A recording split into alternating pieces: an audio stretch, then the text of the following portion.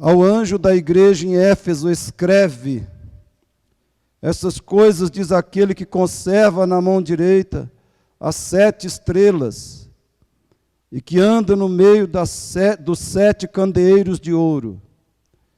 Conheço as tuas obras, tanto o teu labor como a tua perseverança, e que não pode suportar homens maus, que puseste à prova os que a si mesmos se declaram apóstolos e não são, e os achaste mentirosos, e tens perseverança, e suportaste provas por causa do meu nome, e não te deixaste esmorecer.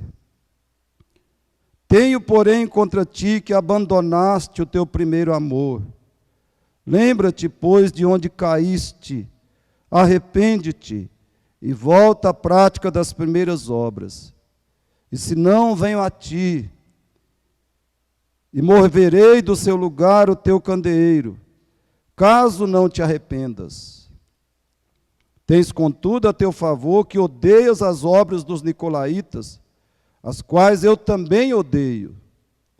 Quem tem ouvidos, ouça o que o Espírito diz às igrejas. Ao vencedor dar-lhe-ei que se alimente da árvore da vida que se encontra no paraíso de Deus. Queridos, estamos iniciando a exposição das 7 cartas de Cristo às igrejas da Ásia Menor.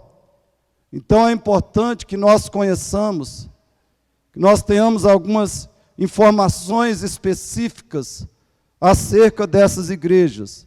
Preste bastante atenção. Primeiro, a Ásia Menor, atual Turquia. Então lembra que a Ásia Menor é a atual Turquia.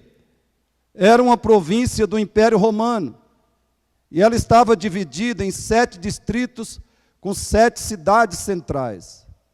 E foi para estas 7 cidades, as 7 igrejas que estavam nestas cidades, que Cristo enviou as suas cartas.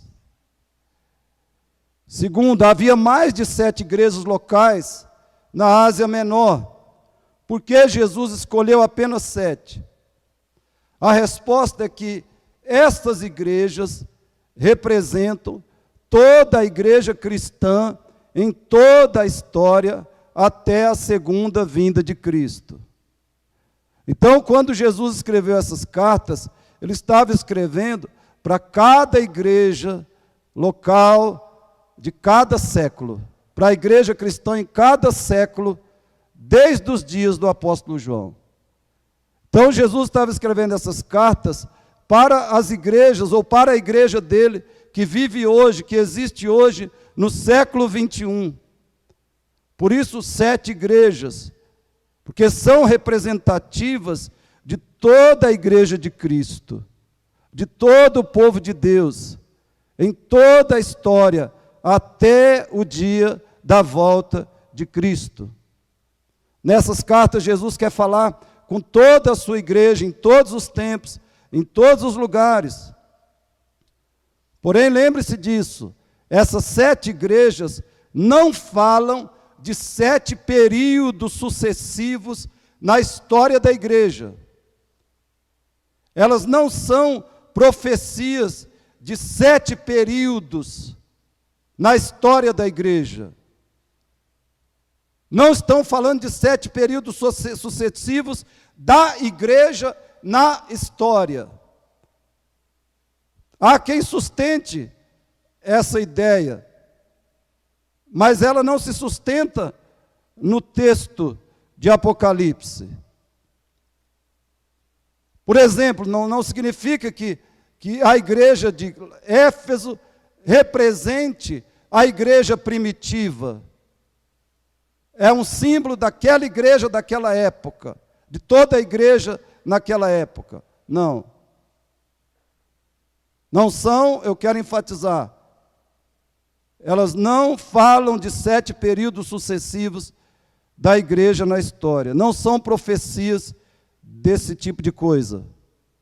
Terceiro, cada carta tem quase a mesma estrutura, que é sétupla. Cada carta tem 7 partes. Primeiro, um prólogo ou introdução, que inclui também um endereçamento. Nesse prólogo, Jesus diz para que igreja ele está enviando a carta. Segundo, uma apresentação de Cristo, citando algumas características da descrição de Cristo que está no primeiro capítulo do livro. Terceiro, um elogio ou elogios a cada igreja específica. Quarto, uma repreensão ou reprovação de alguma conduta da igreja. 5, um apelo ou convocação ou chamado para mudança. E a 6ª parte, uma promessa ao vencedor. E por último, uma ordem para ouvir o Espírito. Então esses são os 7 elementos da estrutura sétupla de cada carta. De Apocalipse capítulo 2. O diferencial é que 2 igrejas não recebem repreensão. Esmirna e Filadélfia. E uma dessas igrejas não recebe nenhum elogio. Adivinha? Laodiceia. Jesus não viu, não encontrou, porque não existia nada de positivo para falar sobre essa igreja. É a única igreja que só recebe repreensões e nenhum elogio da parte de Cristo. Ainda como introdução, vejamos algumas informações sobre Éfeso e a igreja nessa cidade. Primeiro, a cidade de Éfeso. Éfeso tinha uma população entre 200 a 300 mil pessoas. Era a cidade mais importante, a capital da Ásia Menor, tanto que foi chamada de a luz da Ásia. Era uma cidade portuária, a entrada e a saída da Ásia, e por isso também era um grande centro comercial. A cidade possuía uma das 7 maravilhas do mundo antigo, o templo dedicado à suposta deusa Diana para os romanos e Ártemis para os gregos. O nível moral de Éfeso era baixíssimo. Os seus habitantes, a grande maioria, eram maus, violentos, supersticiosos e libertinos. Alguém chamou Éfeso de a feira das vaidades.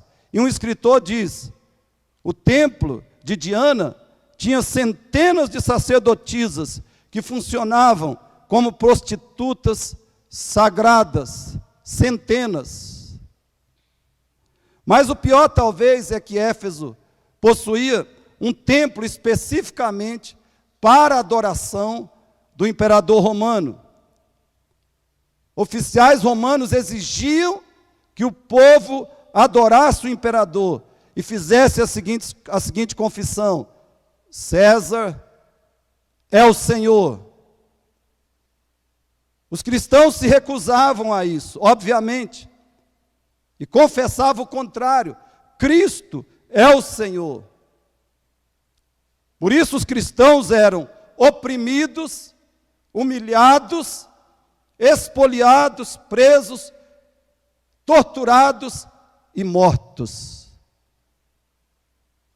Porque se negavam a declarar, a confessar que César é o Senhor.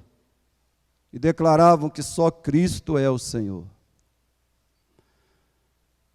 Em segundo lugar, a igreja de Éfeso. Essa igreja ocupava uma posição de liderança entre as igrejas da Ásia. Ela foi fundada pelo apóstolo Paulo no final da sua segunda viagem missionária. Éfeso teve excelentes pastores. Foram eles: Apolo, Paulo, Timóteo, Priscila e Áquila e o apóstolo João. Foi de Éfeso que João foi banido para a ilha de Pátimos, ficou lá exilado por cerca de 2 anos. Depois de liberto, o apóstolo João voltou para a cidade de Éfeso, aonde morreu. Provavelmente o túmulo do último apóstolo está na cidade de Éfeso, estaria se ela existisse ainda. A carta de Paulo, que conhecemos como Efésios, foi enviada à primeira geração da igreja de Éfeso. A segunda geração recebeu a carta de Jesus em Apocalipse. Em terceiro lugar, irmãos, nessa introdução, Éfeso nos relembra a razão que a igreja existe. Leia comigo o verso 1.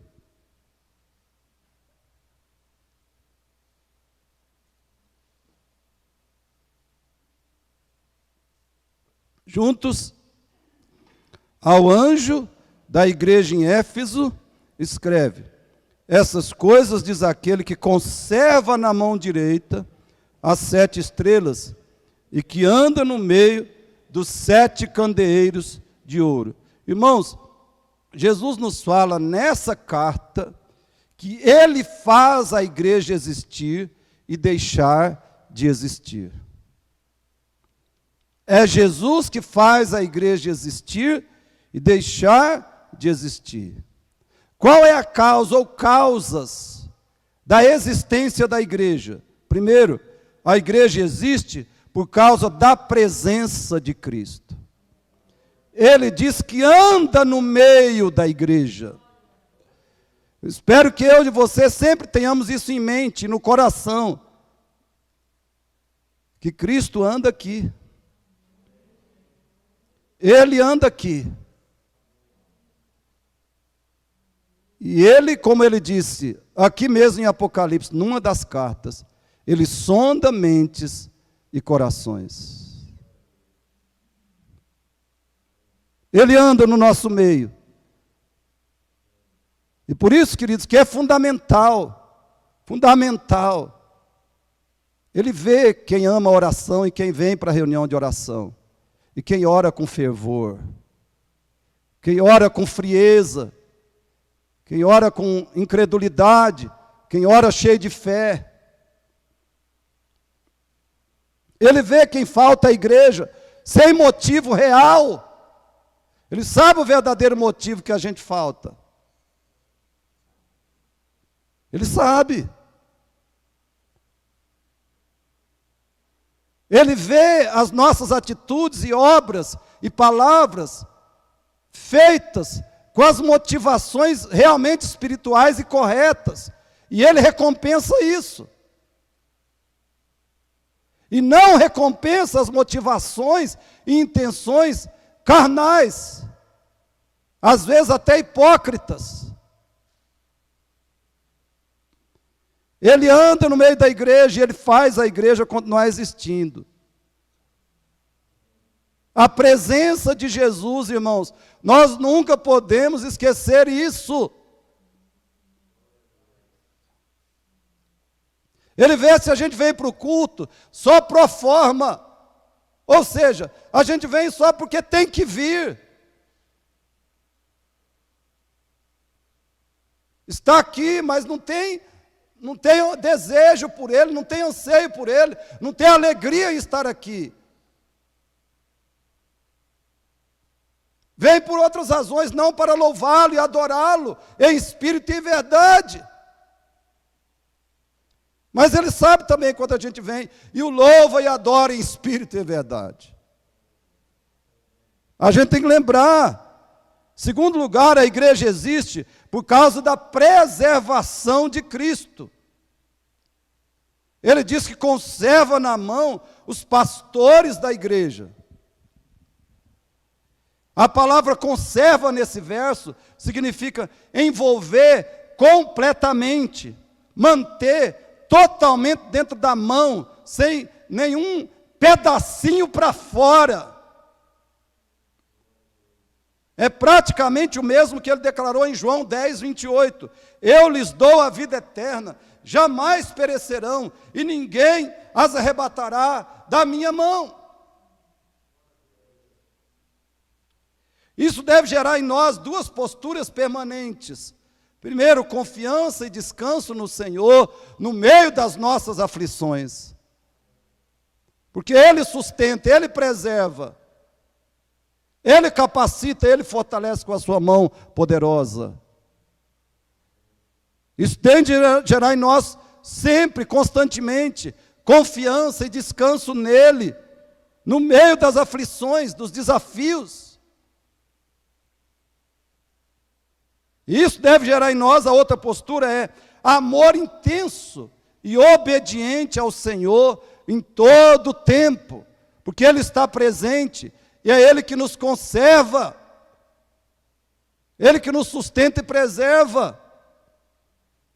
Se Ele soltar, se Ele abrir a mão, estamos acabados, arrasados. Então isso deve gerar em nós devemos estar diante dEle aqui na igreja, em casa, em qualquer lugar, com amor intenso e obediente a Ele em todo o tempo. Foi exatamente nisso que os cristãos de Éfeso falharam. Vejamos primeiramente as qualidades daquela igreja. Fale comigo, juntos. As 5 maravilhas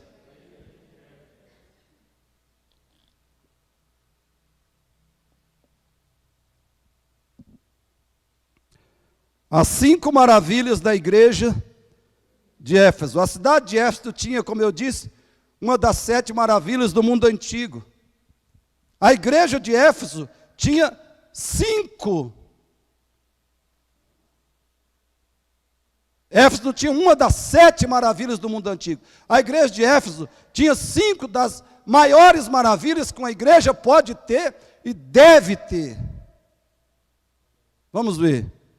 Primeiro, trabalho.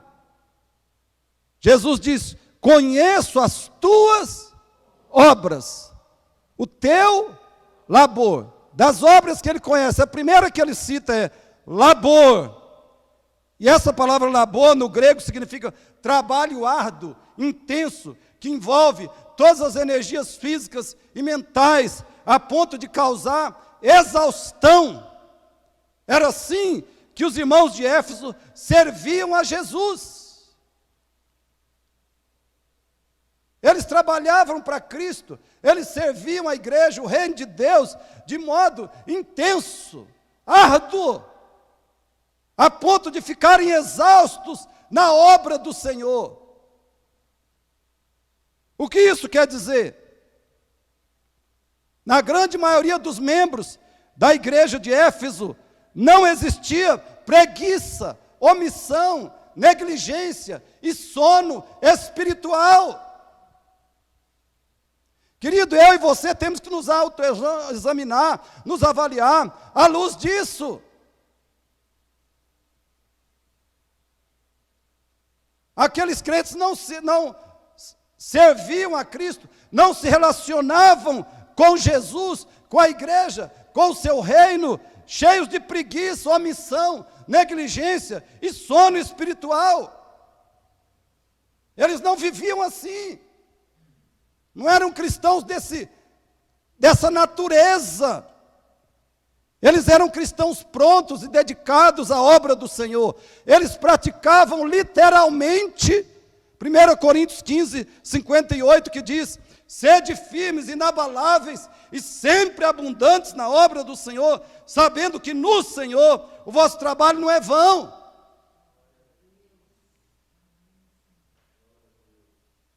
Era assim que os efésios viviam para o Senhor. Eles cumpriam a palavra, essa palavra. Sede firmes, eles eram inabaláveis, eles eram abundantes na obra do Senhor, porque eles sabiam que no Senhor o seu trabalho não era vão. Jesus aprova e elogia a igreja de Éfeso pelo seu trabalho. Ele poderia fazer o mesmo em relação a nós.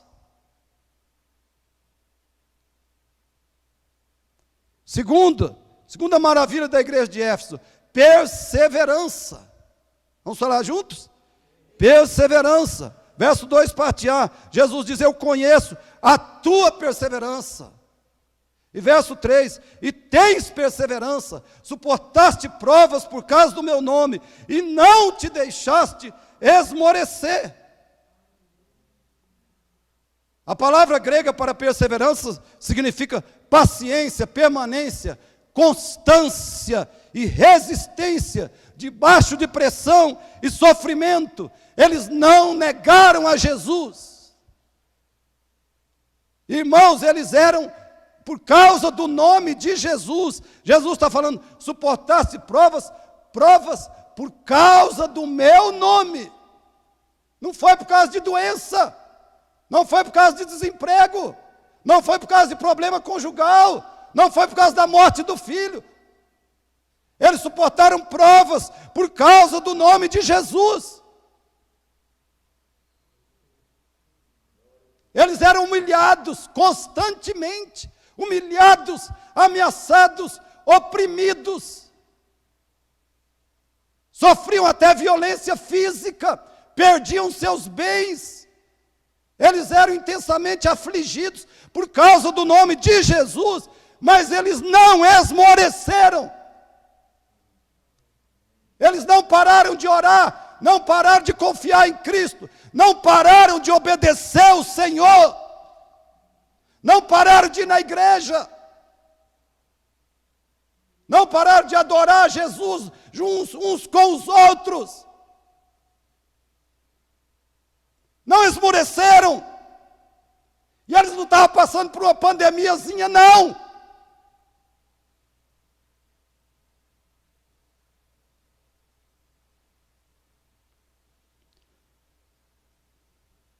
Não negaram a Cristo. Nós nunca sofremos o que esses cristãos sofreram. Agora eu peço que você pense nisso.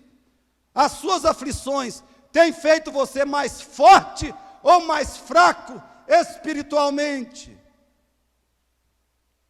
O que vai acontecer quando as coisas ficarem mais difíceis para nós?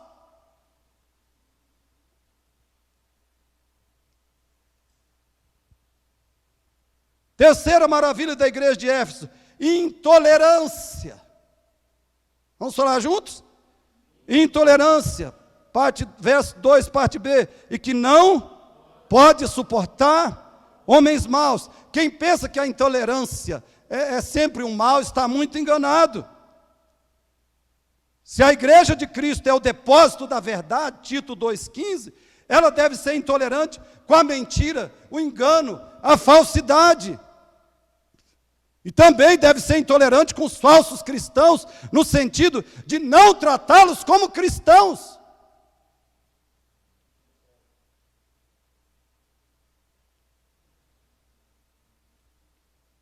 Quando nós conhecemos alguma pessoa que declara que é crente, que é evangélico, observe bem, aplique alguns testes.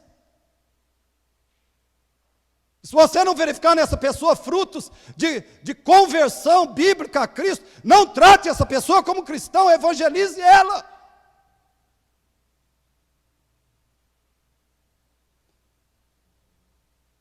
Cumprida a profecia de Paulo em Atos 20, 29 e 30, as congregações locais da igreja primitiva eram frequentemente assaltadas por 3 tipos de lobos vorazes. Primeiro, os judaizantes, que pretendiam acorrentar os cristãos às ordenanças cerimoniais da lei de Moisés. Segundo, os libertinos, que tentavam converter a liberdade cristã em libertinagem. E terceiro, os aproveitadores, ou falsos profetas itinerantes que queriam viver às custas das igrejas. De uma forma ou de outra, queridos, tais pessoas continuam enchendo a igreja de hoje. Será que nós praticamos essa santa intolerância? Quarta maravilha da igreja de Éfeso. Qual? Vigilância. Vigilância. Verso 2, parte C. E que puseste à prova os que a si mesmos se declaram apóstolos e os acharam mentirosos. Alguns falsos apóstolos falsificavam cartas de recomendação com o intuito de serem bem recebidos pelas igrejas. Paulo menciona isso em 2 Coríntios 3, verso 1. Paulo diz: eu não preciso de cartas de recomendação. Porém, esses falsos apóstolos eram desmascarados, porque a igreja lhes aplicava alguns testes infalíveis. Primeiro, a igreja checava a história deles. A igreja checava a história deles. O que outras igrejas testemunhavam a respeito deles? O que outras igrejas tinham a dizer sobre eles? E, se eram apóstolos, primeiro, eles foram instituídos por Cristo em pessoa. Esse é o primeiro sinal do verdadeiro apóstolo, ter sido instituído por Cristo em pessoa. Segundo, eles viram Jesus ressurreto, eles podiam provar que viram Jesus ressurreto. Esse é o segundo sinal de um genuíno apóstolo. E eles realizavam verdadeiros milagres. É o terceiro sinal de um verdadeiro apóstolo. Então eu te pergunto, por que a igreja hoje tem tantos apóstolos?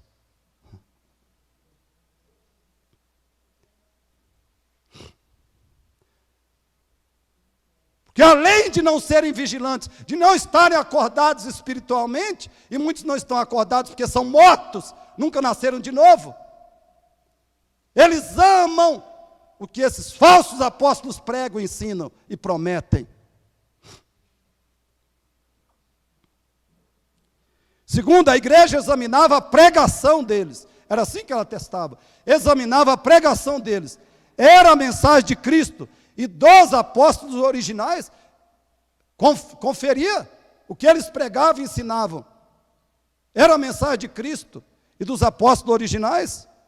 E eles anunciavam o evangelho original e verdadeiro.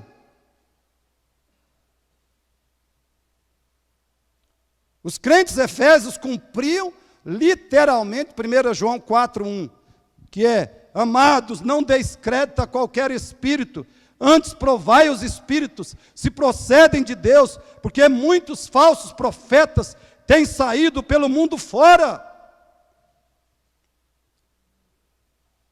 Queridos, a igreja de hoje está cheia de heréticos e de heresias, porque é desobediente a Deus também nisso, em provar os espíritos.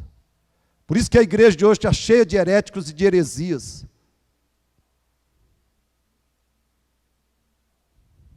Porque desobedece a Deus nesse aspecto também.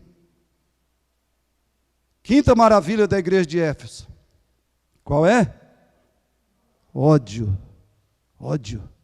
Verso 6. Tens, contudo, a teu favor, que odeias as obras dos nicolaítas, as quais eu também odeio. Veja a curiosidade.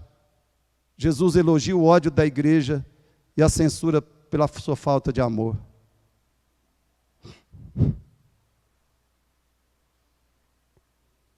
Tens, contudo, a teu favor que odeias as obras dos nicolaítas, as quais eu também odeio. Quem pensa que o ódio é sempre um mal, está muito enganado. Quem ama a santidade, naturalmente, odeia o pecado. Odeia o engano, a heresia, a mentira. E todo tipo de transgressão, de violação da palavra de Deus. As informações disponíveis dizem que estes nicolaítas tinham sido conquistados por uma heresia ensinada por Nicolau, que tinha sido um dos diáconos da igreja de Jerusalém, como está em Atos 6, 5. Esse Nicolau, que foi eleito diácono lá em Jerusalém, ele teria apostatado, abandonado a Cristo e teria criado essa heresia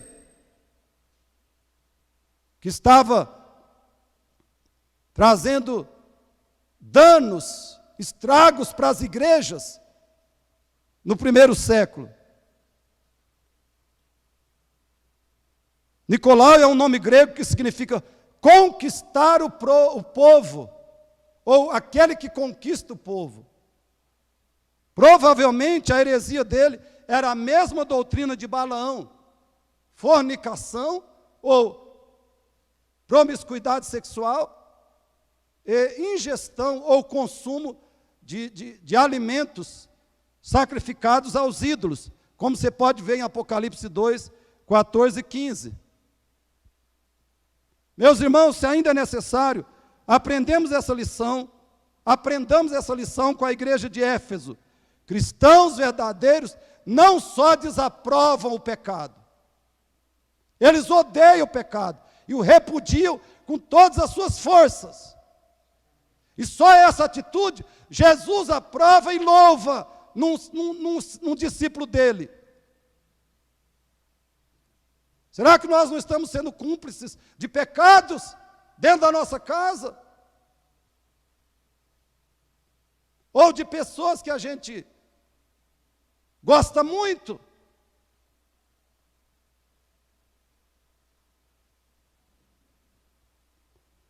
Então essas são as maravilhas da igreja de Éfeso.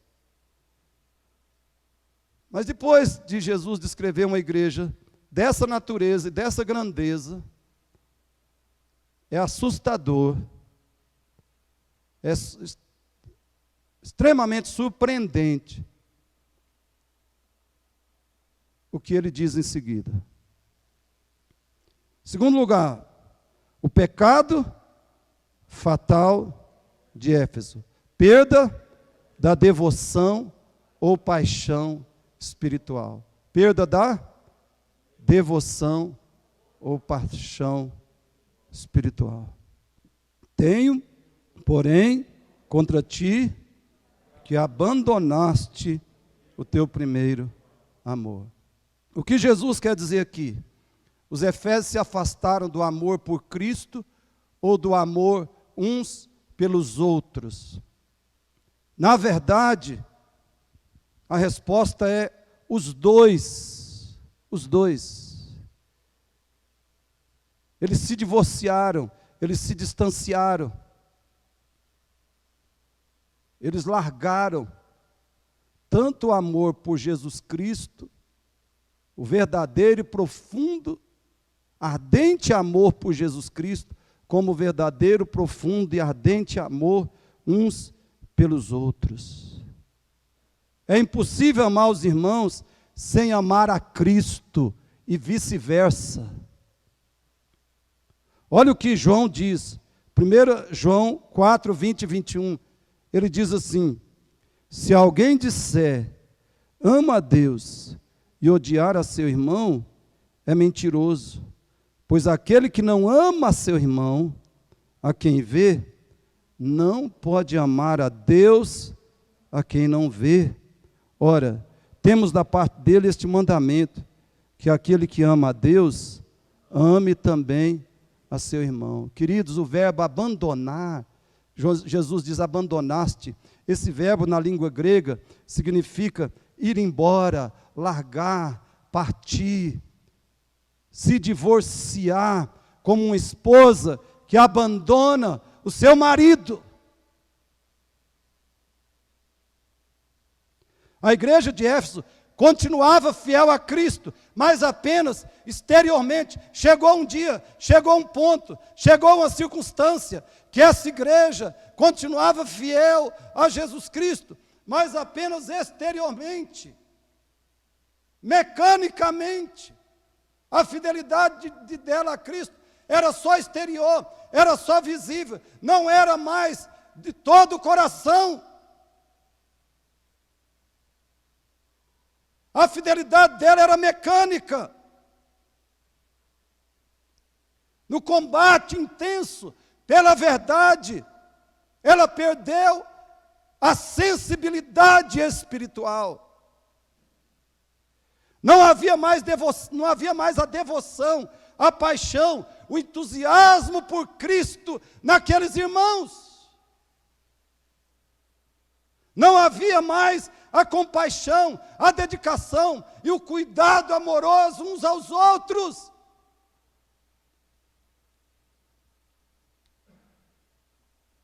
De repente eles estavam vazios, eles estavam desprovidos de devoção, de paixão, de entusiasmo pelo Senhor. E paralelamente, inevitavelmente, estavam também vazios, desprovidos de compaixão, de dedicação e de cuidado uns aos outros. Aquela esposa continuava em casa, mas tinha se divorciado do seu marido e dos seus filhos, que eram os irmãos em Cristo. Imagine, querido, imagine uma esposa que sempre foi rigorosamente fiel ao marido. Ela serve o marido com muito zelo, dedicação e sacrifícios. A sua lealdade é inquestionável. Ninguém pode acusá-la de infidelidade.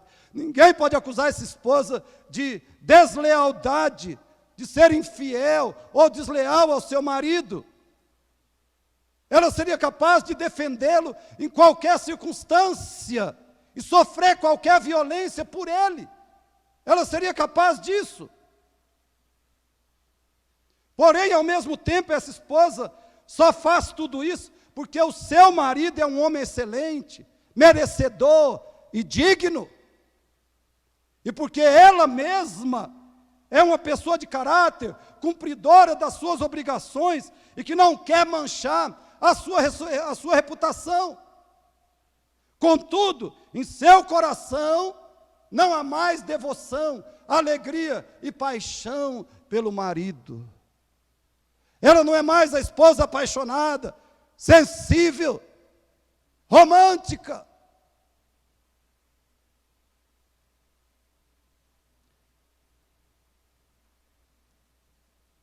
Ela não é mais a esposa calorosa, afetuosa,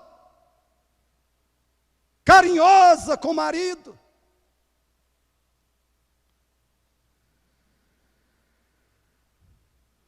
A igreja de Éfeso se tornou uma esposa transbordante de fidelidade, mas seca de afeição e fervor.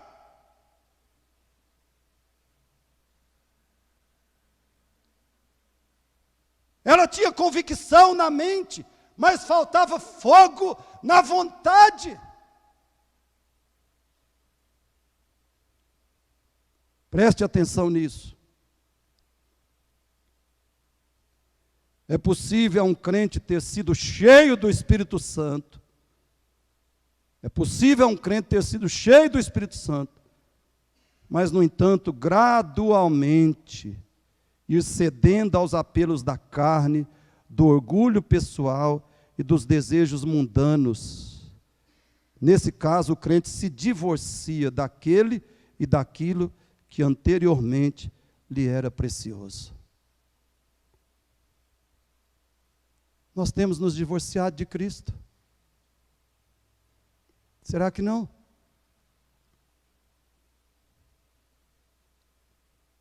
Ouça isso de novo. É possível um crente ter sido cheio do Espírito Santo, mas, no entanto, gradualmente, ir cedendo aos apelos da carne, do orgulho pessoal e dos desejos, das cobiças, das ambições do mundo. Nesse caso, o crente se divorcia daquele e daquilo que anteriormente lhe era precioso. Aquilo que enchia o seu coração de devoção, de prazer, de alegria, de regozijo. Porque ele foi desviando seus afetos para outras coisas, outras situações, outras experiências, e não o Senhor. Queridos, escutem, por favor.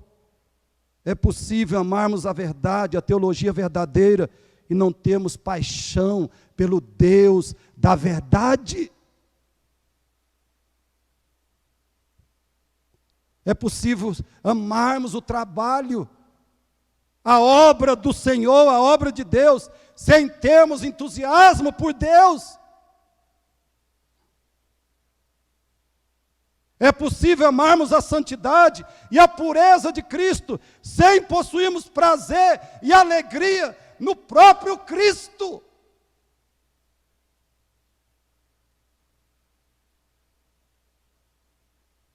É possível odiarmos as heresias e os erros teológicos e não amarmos a Deus e as pessoas que estão no engano e no erro? Lembre que eu disse, nós devemos ser intolerantes. Intolerantes. Com aqueles que se dizem cristãos verdadeiros e são falsos. Não devemos ser intolerantes no sentido de não tratá-los como verdadeiros cristãos. Odiamos as heresias e os erros teológicos, devemos odiar, mas não as pessoas que estão no engano e no erro. Elas devem perceber e receber o nosso amor, a nossa afeição, a nossa intercessão.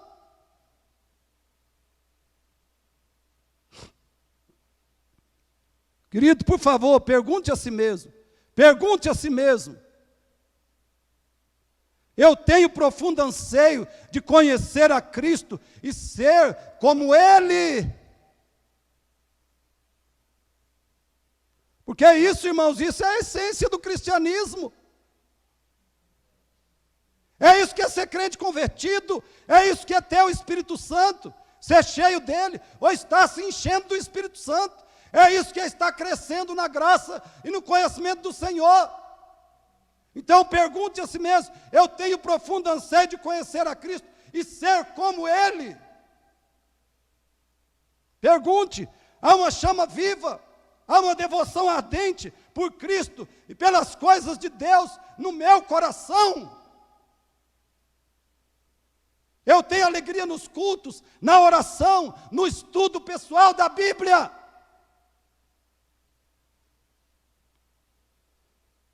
Querido, eu conheço gente que é crente assim. Sabe como é que ele é crente? Ele é cristão? Ele é assim. Ele só não vai na balada, ele não enche a cara, talvez até beba. Ele não fica bêbado, ele não dá nenhum escândalo. Ele paga as contas,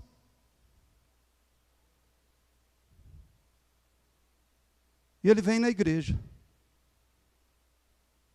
Ele vem na igreja, ele é membro da igreja, ele participa da ceia. Muitos crentes são assim, cristãos. A vida deles não há prazer em Cristo, não há alegria em Cristo, não há oração fervorosa. Não há nem oração, quanto mais oração fervorosa neles. Não há desejo, eles não têm necessidade de estudar, de conhecer mais a Bíblia, de ser cheios da verdade de Deus. Eles não sentem essa necessidade. Eles não têm esse desejo de estudar a Bíblia. Não têm hábito de ler, de estudar, de meditar nas Escrituras. Não têm hábito de orar, porque querem conhecer a Cristo e se tornar como Ele.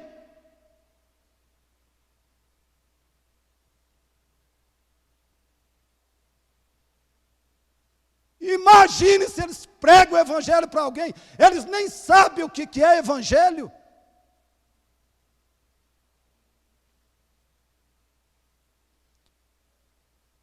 Lá no trabalho, lá na escola, na rua, quando está reunido com os familiares, ninguém ouve o evangelho da boca desse cristão.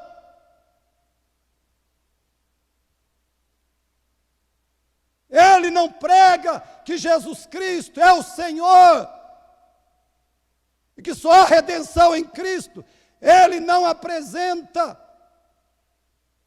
a cruz de Cristo como a salvação dos pecadores, porque ele não se interessa por isso, não se preocupa com isso, e não sabe fazer isso.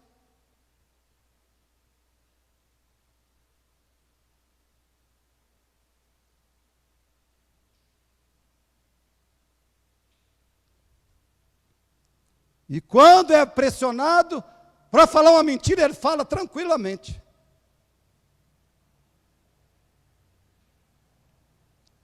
Tem lugares, eu conheço crentes, que ele trabalha num certo local, você já sabe disso, ele trabalha num certo lugar, e por muito tempo, ninguém sabe que ele é crente.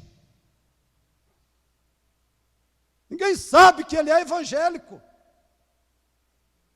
E às vezes, quando ele fala, as pessoas ficam até surpresas. Ué, mas do jeito que essa pessoa procede, da maneira que ela fala, ou então olha a roupa dela, no caso, principalmente se é mulher, olha o vestuário dessa roupa, dessa moça, dessa mulher. A pessoa fica surpresa, você é evangélica? Evangélico está tudo igual, né, hoje.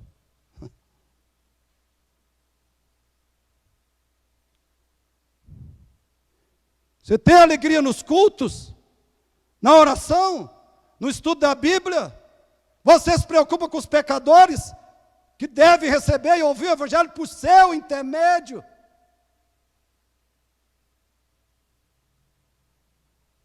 Spurgeon disse, irmãos, todo cristão verdadeiro é um missionário, e todo incrédulo é um campo missionário. Então, onde o cristão vai, ele anuncia Jesus Cristo. Ele pode não pregar o evangelho na primeira semana, no primeiro mês que ele está ali, mas ele vai sempre orando e pedindo a Deus a oportunidade de anunciar o evangelho de Cristo para as pessoas com quem ele convive no dia a dia e que não tem Cristo como Senhor e Salvador. Se a pessoa não tem essa preocupação, se ela não tem essa aflição na alma por pregar o evangelho, cadê a conversão? Eu te pergunto mais, por que frequentemente? Pergunte a si mesmo, por que frequentemente eu estou ausente dos cultos do meio de semana e até de domingo? Eu amo Cristo mesmo. Ele é meu Senhor, Ele é meu tesouro, mas eu não venho nos cultos do meio de semana, até domingo eu sempre estou ausente. Mas Ele é meu tesouro, a igreja é minha família, mas não tem prazer em estar com ela, não é minha prioridade. Pergunte mais a si mesmo, quando uma pessoa ou família da igreja necessita da minha presença, palavra, auxílio, eu compareço e dou o apoio necessário? Eu sou um servo do povo de Deus com alegria.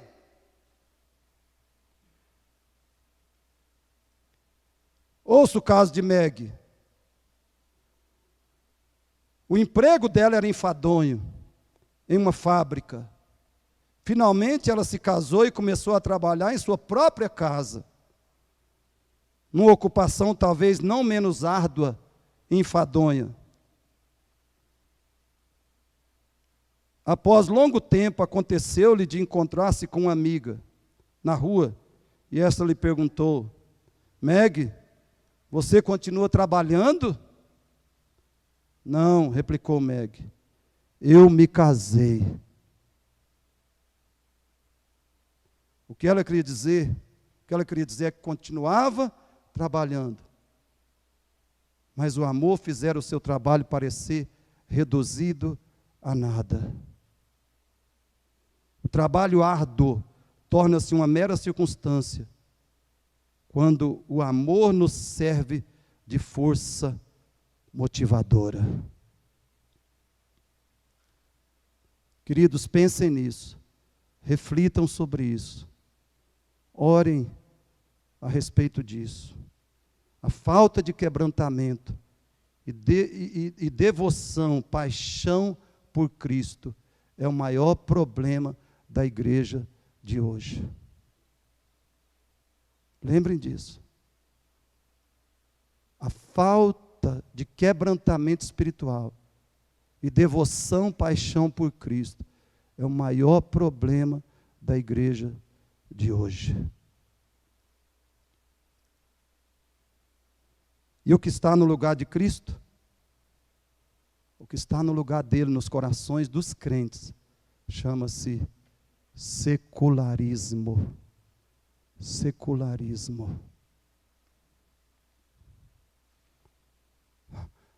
Nós nos alegramos e nos entusiasmamos com muitas coisas, menos com Jesus.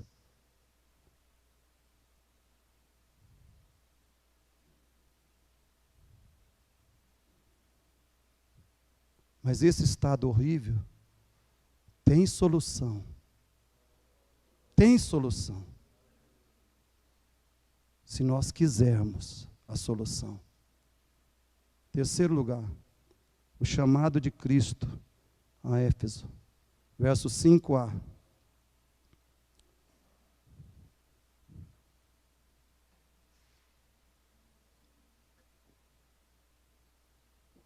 Esse chamado tem 3 elementos centrais, 3 elementos básicos. Primeiro, fale comigo, lembrança, que quer dizer autoavaliação. Verso 5, no início Jesus diz, lembra-te, pois, de onde caístes. O que Jesus está dizendo aqui é, lembre-te do que você já foi. Éfeso. Lembre-se do que você já foi. Está falando para mim e para você. Lembre-se do que você já foi. Lembre-se da qualidade espiritual elevada e adequada que você já teve. Lembre-se do crente fervoroso, do crente entusiasmado que você já foi. Lembre do crente que tinha ousadia para pregar o evangelho, para falar de Cristo. Lembre do crente de oração que você era. Lembre que na hora do culto, e alguém falava as verdades gloriosas de Deus, e você, isso queimava no seu coração, e você às vezes não se segurava, e você tinha de gritar, aleluia, glória a Deus. E você fugia do pecado com alegria, porque realmente você sentia o nojo do pecado no seu coração. Lembre-se da altura que você estava e volte para lá.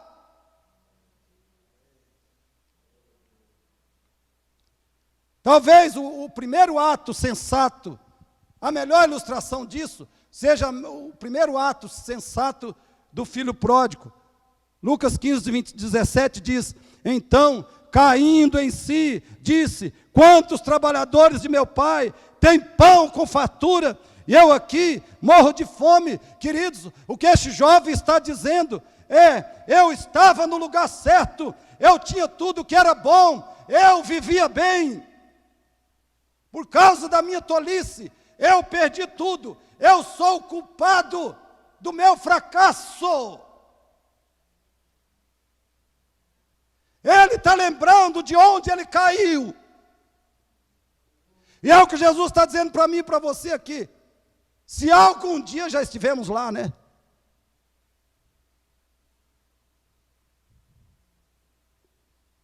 Isso é convicção de pecados. Jesus está dizendo, lembra-te, fique cheio da convicção dos seus pecados, que é o primeiro passo para a nossa restauração espiritual. Segundo, o que nós temos que fazer? Qual é a nossa saída, a nossa solução, queridos? Primeiro, é lembrança. Segundo, é arrependimento. verso 5, Jesus diz: arrepende-te.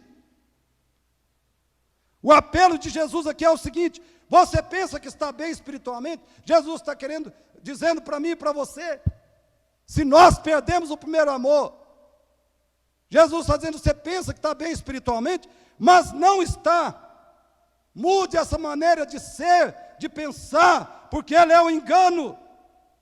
E como consequência disso, mude suas ações, mude seu estilo de vida, busque uma vida cristã, marcada pela devoção, o quebrantamento e a compaixão do Espírito Santo. Arrepende-te.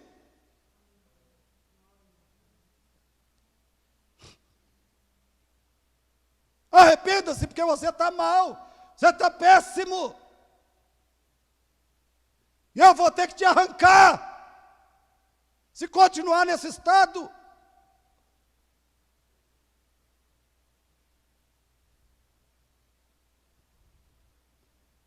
Mude suas ações, suas atitudes, mude seu estilo de vida. Pare com essa vida cristã morna, vazia, seca, formal, religiosa. Pare com isso. Pare com essa indiferença, essa apatia, essa frieza.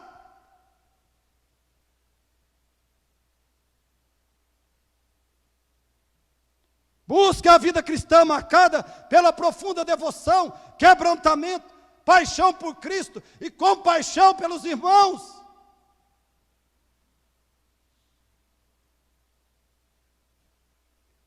E terceiro, qual é a nossa solução? Terceiro passo: retorno. Retorno, verso 5, ele diz: e volta à prática das primeiras obras. A palavra mais importante aqui é primeiras. Primeiras. Jesus está dizendo que eles deviam retornar àquelas obras que eram feitas com amor ardente, com devoção total por Cristo. Eles deviam voltar a trabalhar com o mesmo entusiasmo dos seus pais e avós, daquela primeira geração da igreja de Éfeso, que ardia no primeiro amor. Jesus está dizendo: volte à mesma devoção, volte ao mesmo quebrantamento, volte à mesma paixão por Cristo dos seus pais e avós. Queridos, isso é arrependimento cristão. A prova e o fruto do arrependimento é a troca da motivação errada pela motivação certa. É a troca da conduta errada pela conduta correta. Isso é arrependimento. Meus irmãos, será que nós nos divorciamos da verdadeira devoção por Cristo? Se a resposta é sim, nós estamos arrependidos disso? Ou vamos nos arrepender? Queridos, é muito fácil abandonarmos o primeiro amor por Jesus Cristo. Por isso, a busca dele, a busca desse primeiro amor, deve ser a nossa busca primária, diária e prioritária. É muito fácil perdermos o primeiro amor. A nossa luta diária, intensa, constante, deve ser para buscarmos e para vivermos esse primeiro amor. A busca dele deve ser a nossa busca diária, primária e prioritária. Quarto e último lugar, fale comigo: a ameaça e a promessa de Cristo a Éfeso. Primeira ameaça, verso 5b: e se não, venho a ti e moverei do seu lugar o teu candeeiro, caso não te arrependas. E meus queridos, Jesus está falando sério. Deus tenha misericórdia de nós. Jesus não está brincando comigo e com você. Ele não está brincando. Lembre disso. Se não, eu venho a ti. Se você não se arrepender, se você não voltar,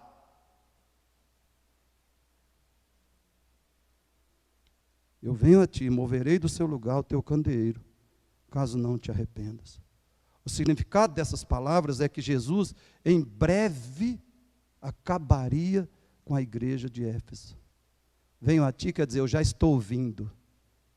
É isso que está no original. Estou vindo a ti.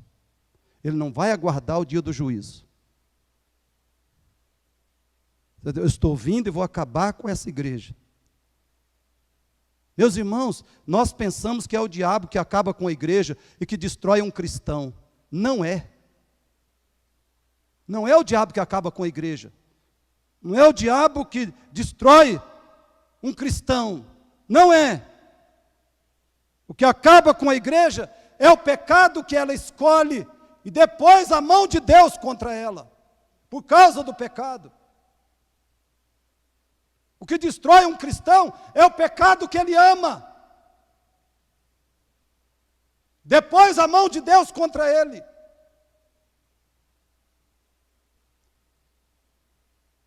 Simon Kinsmaker escreve: há evidências empíricas que indicam que o cristianismo nominal sofre uma morte natural dentro de uma ou duas gerações e, consequentemente, desaparece completamente do cenário.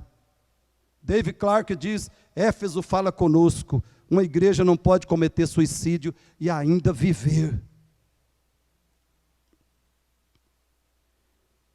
Meus irmãos, nós devemos ter sempre isso em mente. Devemos ter isso sempre em nossa mente. A igreja fiel é feita de 4 elementos: a verdade, a santidade, o trabalho e o amor. Jesus não aceita ou aprova uma igreja que é fiel pela metade. Jesus não está buscando nem pedindo que a igreja seja perfeita, mas Ele está requerendo e exigindo que ela seja fiel. E é o que Ele requer de cada cristão. Segundo a promessa, verso 7. Quem tem ouvidos, ouça o que o Espírito diz às igrejas. Ao vencedor dar-lhe-ei que se alimente da árvore da vida, que se encontra no paraíso de Deus. Aleluia. Temos aqui uma promessa dupla. Primeiro, a árvore da vida. Essa árvore estava no Éden e estará no novo céu e nova terra. Depois você pode ler Gênesis 2:9, 3:22, 3:24, Apocalipse 22, versos 2, 14 e 19. Depois do pecado, Adão foi privado de comer da árvore da vida. Porém, o cristão verdadeiro se alimentará desta árvore por toda a eternidade. O cristão verdadeiro saboreará esta árvore, saboreará os seus frutos por toda a eternidade. Isso quer dizer que ele experimentará a absoluta plenitude da vida eterna. E segundo, o paraíso de Deus. Segunda parte da promessa. Paraíso é uma palavra de origem persa, que significa jardim. Esse é o significado essencial da palavra paraíso, jardim. Ao pecar, Adão foi banido desse paraíso. Gênesis 3, 23 e 24. Mas o cristão é restituído a ele. O cristão será o grande repatriado da história. Depois da morte, o cristão passa a desfrutar desse paraíso de um modo totalmente espiritual, como nós vemos em Lucas 23, 43 e 2 Coríntios 12, 4. E depois da ressurreição, o cristão reinará nele, de modo tanto espiritual quanto físico. Veja, depois da morte, ele entra nesse paraíso de um modo totalmente espiritual. Só o espírito, só a pessoa, sem o corpo, mas está no paraíso. Só que depois da morte a coisa melhora imensamente. Porque depois da ressurreição, o cristão reinará nesse paraíso de modo tanto espiritual quanto absolutamente físico. Apocalipse 22, verso 15. Meus irmãos, será que diante disso, será que não vale a pena vivermos em total devoção a Cristo e entusiasmo com Ele. Só Ele nos garante a árvore da vida e o paraíso. Mas o melhor será Ele mesmo, ao estarmos lá com Ele por toda a eternidade. Vale a pena abandonarmos nosso entusiasmo, nossa paixão por essas coisinhas.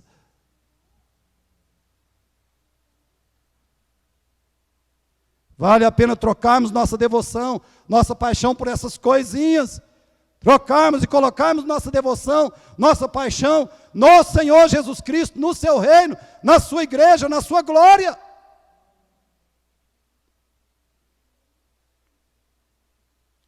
Concluindo, o que você deve fazer com essa mensagem? Guarde isso, querido, no seu coração. Eu espero que você faça. Espero que você faça. Espero que nós façamos. O que você deve fazer com essa mensagem? Primeiro, ouça mais algumas vezes com oração.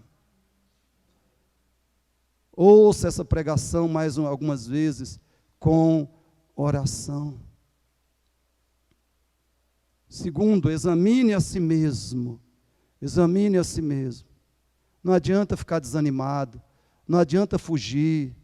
Não adianta se auto-vitimar, dar uma de vítima, de coitadinho. É a palavra de Deus para você.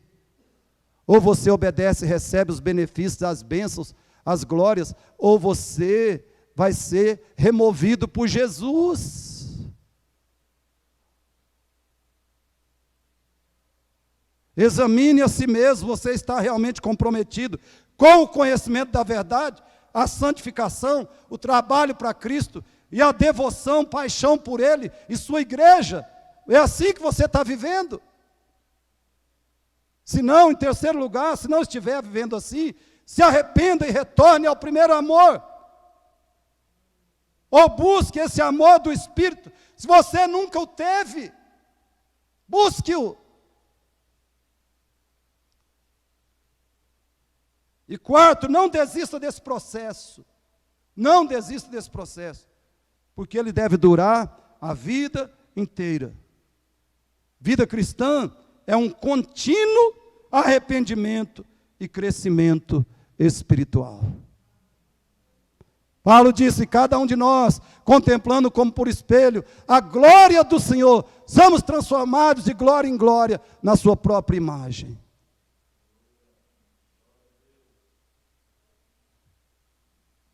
Efésios 4:3 diz que nós devemos crescer até a perfeita varonilidade de Cristo Jesus.